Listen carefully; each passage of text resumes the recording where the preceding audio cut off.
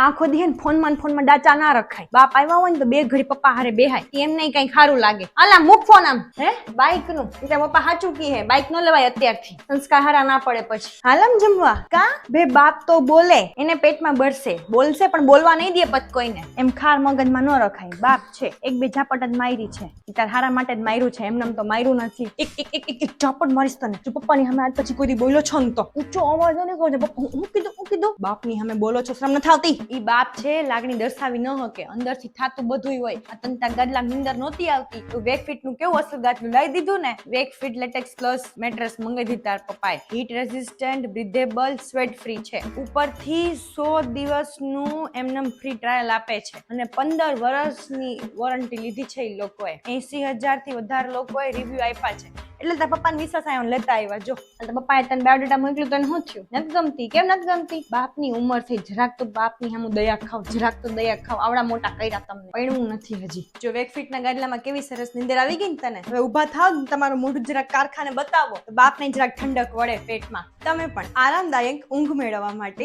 આજે જ અપગ્રેડ કરો વેકફિટ સાથે.